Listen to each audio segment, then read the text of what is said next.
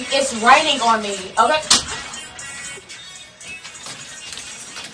Bilbao n'est clairement pas d'accord avec le départ de Nico Williams et ça va jusqu'à se plaindre à la Liga du FC Barcelone. Ouais, oui, ça va jusque là, voilà, pour un transfert, alors qu'on n'a rien fait de mal. D'un côté, on veut payer la clause de Nico Williams, de l'autre, on propose même plus cher que la clause de Nico Williams pour pouvoir éviter de payer cette clause et s'arranger à l'amiable, mais Bilbao gagnera plus d'argent. Ils sont d'accord ni pour la clause, ni pour le montant plus élevé que la clause, histoire d'échelonner le paiement sur plusieurs saisons. Ils sont d'accord pour rien, en gros, voilà, ils ne veulent absolument rien. Mais sauf que ils sont bien conscients que la clause, ils n'ont pas leur mot à dire dessus. C'est pour ça qu'ils commencent à monter au créneau pour déposer plainte auprès de la Liga, je ne sais quoi. On verra ça durant cette vidéo actualité. Avant ça, laissez-moi vous saluer convenablement. Bien le bonsoir les Blaugrana, j'espère que vous allez bien. Nouvelle vidéo actualité. Comme vous l'avez vu, c'est assez rigolo dès l'entrée. Bilbao qui sont pas d'accord avec le départ d'un joueur. Tiens donc, comme si le football n'était pas fait de départ et d'arrivée. Surtout pour les clubs qui jouent le ventre mou,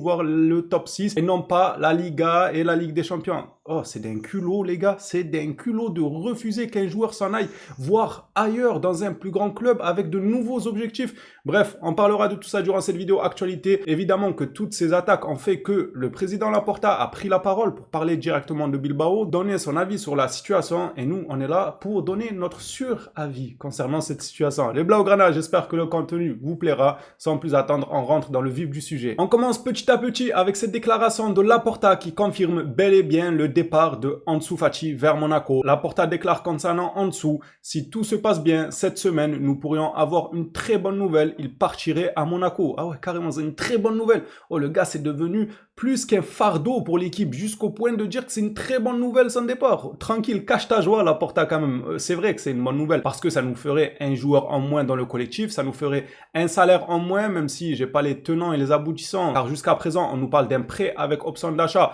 Je sais pas quelle partie prendra quel pourcentage du salaire d'Ansu Fati. Est-ce que Barcelone payera un certain montant du salaire d'Ansu? Je n'en ai aucune idée, mais je pense pas. Franchement, à 90% sûr de ce que j'avance que je ne pense pas. Ça me paraît pas logique. Je pense que Monaco prendra l'entièreté ou alors Barcelone aura payé quelques miettes, mais en grande majorité, ça sera pour Monaco. En tout cas, j'espère ne pas me tromper, clairement. Sinon, on se fait un peu avoir sur le deal. Au final, je comprends bel et bien Laporta qu'il soit content que le joueur parte, mais de là à dire publiquement, c'est une très bonne nouvelle. Quand même doucement avec Ansu, même s'il nous a déçus. J'aimerais quand même qu'il s'éclate du côté de Monaco. Vous connaissez déjà ma position sur le joueur. À Barcelone, il n'a malheureusement plus sa place, mais ailleurs, c'est avec plaisir que j'aimerais le voir retrouver son niveau. Selon Gijente FC, Pablo Torre est plus que jamais proche d'un départ vers Majorque. Le Barça et Majorque négocient les conditions pour Pablo Torre. Ça aussi, on verra si les deux clubs se mettront d'accord concernant un prêt avec option d'achat ou bien un prêt sec ou encore une vente. Moi, j'aimerais bien un prêt pour Pablo Torre, histoire de voir un peu ce qu'il fait, car ce jeune-là a du ballon. Maintenant, c'est vrai qu'à Barcelone, on a beaucoup de milieux de terrain talentueux, et pour tirer un certain bénéfice dans toute cette concurrence, c'est dur. Franchement, c'est dur. Vu Yaki devant lui, c'est très très difficile de gratter quelques minutes de temps de jeu, et je ne pense pas qu'il se satisferait de quelques minutes de temps de jeu. Un prêt pourrait mettre toutes les positions d'accord. Noah Darvic, ça vous dit quelque chose? Eh bien, bientôt, ça ne vous dira plus rien, car il quitte le FC Barcelone. Bon, ce n'est pas officiel, mais c'est tout comme parce que ça fait un moment que le joueur a fait savoir qu'il avait envie d'aller ailleurs, car le Barça ne lui laisse soi-disant pas sa chance. Moi, j'ai envie de dire qu'il y a une part de vérité. Le Barça ne te laisse pas ta chance, on ne va pas le nier. Mais faut aller voir l'envers du décor et se demander pourquoi Barcelone ne te laisse pas ta chance. Je pense pas que ce soit des grands méchants, parce que Noah Darvic, j'étais le premier à en parler ici même avec vous comme étant un jeune talent du football futur. Au final, à Barcelone, il n'a pas confirmé. En fait, il n'a pas été régulier. Il sortait quelques coups de génie. On entendait, oh, Noah qui fait un bon match, Noah passe décisif, Noah ci, Noah ça. Mais après, ça s'éteignait. Pendant 3, 4 semaines, 6 semaines, on n'entendait plus parler de lui. Après, il y avait une information qui était revenue comme quoi Flick voulait le faire jouer cette saison même qui arrive en pré-saison. Au final, ce n'est pas arrivé. On nous a dit qu'il allait monter pour des entraînements. Bref, ce joueur-là, son cas a bel et bien été géré d'une certaine manière, mais c'est sûrement qu'il y avait matière à faire. Moi, je veux pas croire qu'un club qui s'appuie beaucoup sur les jeunes talents mette de côté un joueur volontairement. Genre en mode, non, Noah, toi, on te donne pas ta chance. Non, faut arrêter. Les jeunes, chez nous, on leur donne souvent leur chance lorsqu'ils performent. Maintenant, si ce jeune joueur-là veut partir et le Barça est d'accord pour le vendre, moi, j'ai juste une chose à dire. Avant de tomber sur le club, sur est-ce qu'ils ont réellement donné sa chance ou pas, Demandons-nous vraiment, est-ce que le joueur a confirmé avec les jeunes à Barcelone, et ça n'a pas l'air d'être le cas. Noah Darvic à Stuttgart est considéré comme une affaire conclue, accord complet avec Barcelone, contrat permanent. On parle là d'une vente sec, ni pourcentage à la revente, ni un prêt avec option d'achat et tout ce genre d'accord. Visite médicale aujourd'hui pour le joueur allemand. Le talentueux milieu offensif de 18 ans était l'une des cibles privilégiées à ce poste. Ce joueur-là est l'exemple parfait de tous les jeunes talents auxquels le Barça s'intéresse ces derniers temps. Hier encore, on parlait de Zé Lucas. Je vous disais que c'est un joueur à tenter. C'est un jeune talent prometteur. Tu le tentes, tu n'as rien à perdre. S'il ne performe pas, tu lui trouveras toujours une porte de sortie. On le voit avec Noah Darvic. Il est venu comme étant un milieu offensif, voire quelqu'un qui peut aussi combler sur les ailes, tout ça. Il était un peu polyvalent en attaque, ce joueur. Au final, il vient plein d'espoir, mais il ne confirme pas et le club commence déjà à vouloir le vendre à Stuttgart. On nous parle même d'une affaire conclue. Le Barça a tenté. S'il aurait pété et confirmé chez nous à Barcelone, ça aurait été un réel jackpot. Tu aurais tout fait péter en misant sur un jeune joueur talentueux et il explose chez toi. Maintenant, ce n'est pas arrivé. Est-ce qu'il y a mort d'homme devant vous? Non, dites-moi, peut-être que moi je ne le vois pas et qu'au final c'est gravissime. Non, c'est pas gravissime. Est-ce que le Barça va faire un dépôt de bilan? Est-ce qu'ils vont fermer le garage, mettre la clé sous la porte? Non. Le joueur, il est venu prometteur, il ne confirme pas. Tiens, on te fait tes bagages, on va t'aider à aller avoir du temps de jeu, il n'y a aucun souci, sans rancune, on a tenté, on a entre guillemets échoué et on repart de l'avant. C'est ça, moi, que je dis avec les jeunes joueurs talentueux qui coûtent 2-3 millions, ça ne me dérangera jamais. Même s'ils prennent 10 joueurs et c'est 10 flops, c'est pas grave, je dirais que c'est 10 tentatives. C'est comme ça qu'il faut voir la chose. Parce que si tu tentes 10 fois et que le 11e, c'est la superstar mondiale, tu seras bien content d'avoir tenté les 10 fois. Mais si tu tentes 0 fois, ouais, moi je m'en fous des jeunes, ouais, non, il faut qu'ils deviennent des Roberto Carlos, sinon je les achète pas. Mais tu vas tomber dans un gouffre financier, tu vas prendre que des joueurs confirmés à 200 millions. On sait très bien que c'est pas la manière de faire chez nous à Barcelone. On préfère plutôt miser soit sur la Masia, soit sur des jeunes qui intègrent la Masia à 16 ans, 15 ans, voire 17 ans, 18 ans avec le Barça B et voir ce qu'ils valent. Ensuite, leur donner leur chance avec l'équipe première. Moi, la méthode, elle me plaît et c'est l'une des raisons qui a fait que, à l'heure actuelle, je suis derrière Barcelone. Je l'ai toujours été. Pour la manière de jouer, la beauté du football, la rénovation du football, là, tout ce qui est 2009, 2010 et tout, ça a été incroyable de grandir dans cette époque-là. Ça, c'est une chose. Mais il n'y a pas que ça. Il n'y a pas que la manière de jouer. Il y a la philosophie de Barcelone. Moi, j'estime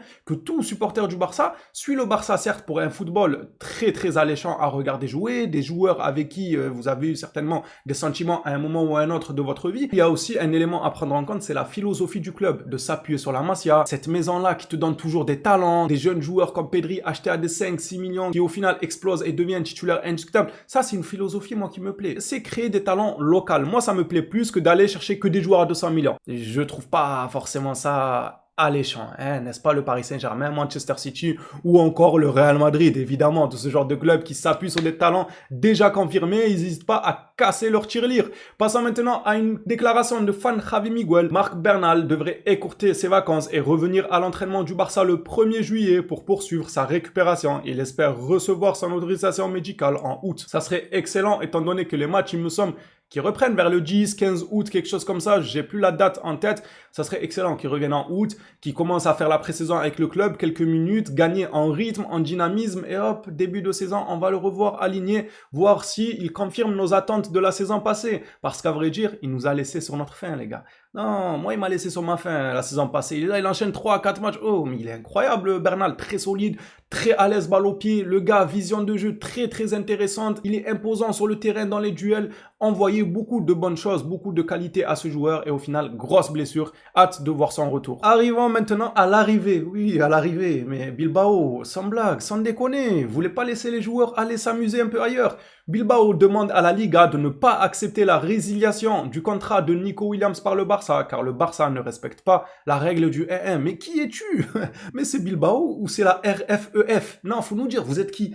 Vous êtes un club ou vous êtes l'instance de discipline ou je ne sais quoi là-bas, là, le tribunal sportif? Vous êtes quoi? Vous êtes un club qui joue la 6e place, donc arrêtez. Bilbao a demandé à la Liga de superviser toutes les opérations financières du Barça. Tiens donc, vous êtes les impôts? Je comprends pas, moi. Qu'est-ce qu'ils cherchent? Vous avez déjà un Williams. Soyez content déjà quand on vous laisse un Williams. On n'en prend que un. On prend le plus jeune, le plus talentueux, le plus ambitieux, parce que l'autre là, il a jamais voulu aller voir ailleurs malgré son talent. On vous le laisse. Gardez un Williams, vous inquiétez pas, la fresque là sur le mur, la peinture là de Williams, des frères Williams, il restera un côté, voilà, il y a un côté qui est là-bas, vos supporters, ils ont déjà gâché le côté de Nico Williams, contentez-vous du grand frère, c'est quoi ça les gars, ils veulent carrément forcer la RFEF, Tebas, tout ce beau monde-là à suivre au compte-gouttes ce que le Barça fera durant le mercato.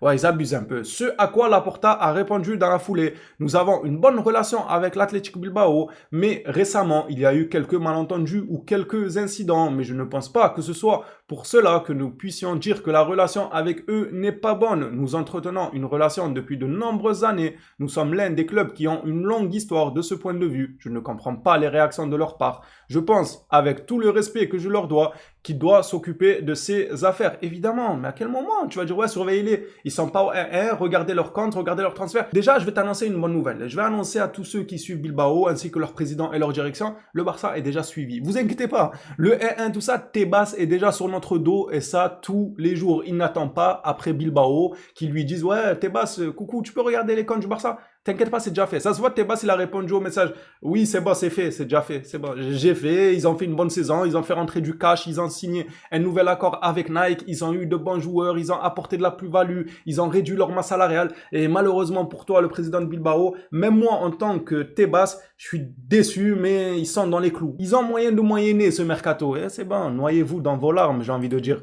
Pour terminer cette vidéo actualité, quoi de mieux que de finir par Nico Williams lui-même, le principal concerné de toute cette histoire. Ferran Correa rapporte que Nico Williams sera la prochaine recrue du Barça. Le club est prêt à activer l'intégralité de sa clause libératoire qui sera versée la semaine prochaine. Le Barça assure également qu'il n'y a aucun problème de liquidité. Il n'y en a aucun. Du liquide vaisselle, on en a. Le gars qui mélange tout. Non, en vrai, il y a du liquide. Il y a tout ce qu'il faut. On vous a dit la saison dernière, on a rafistolé, on a colmaté les brèches tant bien que mal à certains postes, on a fait monter des jeunes, on a tenté des choses, tout en baissant notre masse salariale, en libérant certains joueurs, en prêtant certains joueurs comme Clément Lenglet, qui maintenant est parti définitivement du côté de l'Atlético Madrid. Mais la saison dernière, il a fallu lui trouver une porte de sortie, de prêt, et j'en passe des joueurs comme ça où il a fallu faire des petits micmacs pour réduire la masse salariale de Barcelone. Et maintenant qu'on est arrivé à un moment où on sort de 3 trophées gagnés, comme Laporta a déclaré ce soir même, face à nos rivaux, et ça fait encore plus plaisir quand tu gagnes des trophées face à ton rival direct, le Real, on leur a arraché tous les trophées face à face. Genre, c'est pas, ils ont perdu ailleurs, et voilà, ils ont perdu les compétitions. Non, c'est face à nous.